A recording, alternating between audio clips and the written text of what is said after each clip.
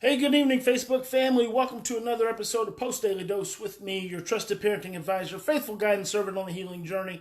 What's my name? Big Papa Bryan Post. Happy freaking fabulous Friday, everyone. You've made it through the week. Friday is here. Friday, as some people like to call it. And I hope you're sliding into your evening, trying to relax and just let the stress from this past week kind of drift away and drift off of you. This episode, I'm going to go ahead and put this out here. This episode, sometimes my friend from Colombia pops on and says hello as soon as I go live. It's so funny. Hey, mi amigo, Leonardo. I don't know if Leonardo can actually see me or hear me while I'm on here, so I'm going to just drop that down there. This episode is going to be sponsored by the 8th Grade Parenting Show. The 8th Great Parenting Show, like the number 8, because there's been 8 of them. The Great Parenting Shows, 20 professionals, myself being amongst them, is going to launch on Monday, and I will be getting you guys a link in our Facebook page and our Facebook feed, just as soon as I make sure I have the right one. I'm not sure if I have the right one. Hello there, Mimi. And it's going to be a great educational series that you can participate in and listen to a lot of really good speakers and learn some really good stuff, because I feel like one of the things that we should really be doing during this time is learning, feeding our brains with really good stuff. And it's been kind of nice to get back into the habit of first thing in the morning, I like to not open social media. I like to just watch educational videos or read a book or listen to an audio program and turn on YouTube and look up something I'm interested in. And sometimes I'll do that for the first hour of my day and just feed my brain with really interesting, good stuff.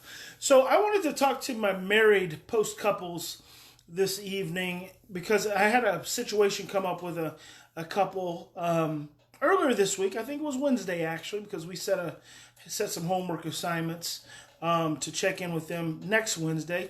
Hello, Rose Baker from Eureka, California. Rose is an amazing individual.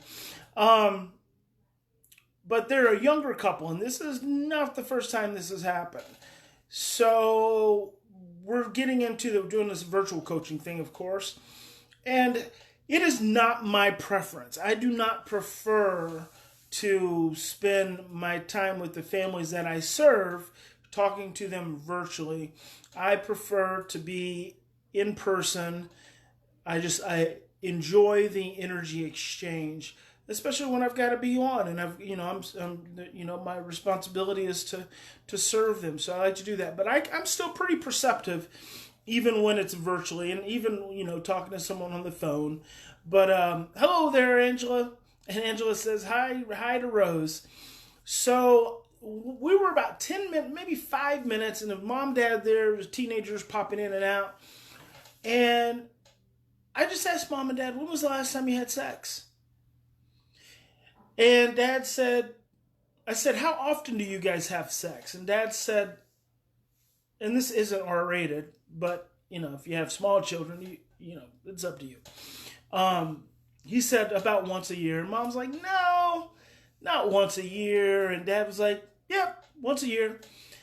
And I said to mom, I said, whether it's once every 6 months, whether it's once a month, it doesn't matter. If it's anything anywhere on that continuum, that's not good, because that really speaks to the level of intimacy in the relationship.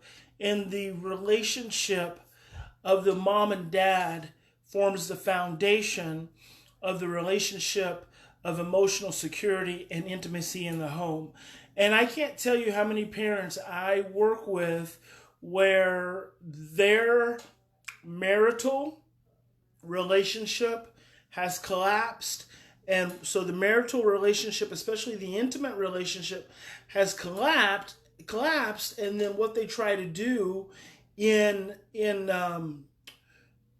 rationalizing or justifying it is they try to create this pseudo parental relationship.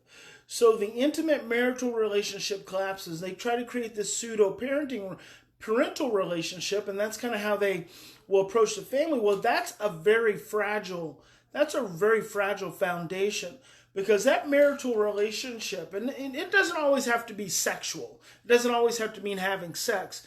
You can just be intimate. You can be intimate by making eye contact, by giving hugs, by giving mutual back rubs, by holding hands. There's lots of ways to be intimate. Having sex is not one of them. But let me tell you something. If you're in your 30s and you're not having sex but once a year, that's a problem. And so we try to create this pseudo-parental security, and it is not sustainable to really influence the greater emotional dynamics in the home. And I said to Mom and Dad, as I'll say to you, the first thing I want to know, is there any mistrust issues or are there any sexual abuse issues that are making this to where you're only having sex, once a year? And they both said no. And, we've addressed a couple things in the family. And so I said, okay, well, that's not acceptable. We've got to do better, because your emotional intimacy builds a foundation of stability in all the emotional aspects of the home. And so one of the things we started talking about is, when did this happen, and has it always been this way? And now I'm just kind of sharing with you, because I want to give you some things to think about and to hopefully guide you in some ways. And so they talked about an early loss in their lives that they had not grieved. And so I said, you guys have to have these hard conversations. So if I was working with them there in person, I probably would have put Dad in Mom's arms or Mom in Dad's arms, and we'd have got right into it. I mean, I don't, why mess around if you don't have to? It's there. We ask our children time and time and time again to do the hard work. We're always asking our children to work through their trauma and their emotions and all the pain and the issues. And anytime, let me be real clear about something. Anytime you're asking your child to improve their behaviors, you are asking your child to work through their trauma. When you're asking your child to behave differently, you're asking your child to overcome their trauma. So I just want to reflect that, hold that mirror of reflection back up to you as the adults and as the parents, and encourage you to have hard conversations. So without saying to Mom and Dad, you guys got to have sex, I just said, I want you to lay in the bed 3 days, this is 7 days in the week, from Wednesday to Wednesday. I want you to lay in the bed 3 evenings, you pick them, and I want you to have hard conversations. I want you to talk about the sadness and the grief that you've not had. And so, man, I tell you what, the further, this year has been a really good year for me to understand these trauma dynamics and these trauma relationship nuances even deeper. And let me tell you guys, I'm seeing more and more at the root of so much of this is unexpressed grief. More and more unexpressed grief is creating more separation in our relationships and our homes than I think anything else.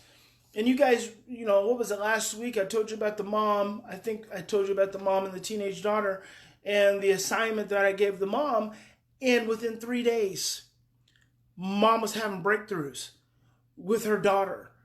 Just by having the hard conversations with the daughter about her early history and giving her daughter a chance to make sense. See, we don't understand our trauma reactions because we've not had anyone to help us express, process, and understand.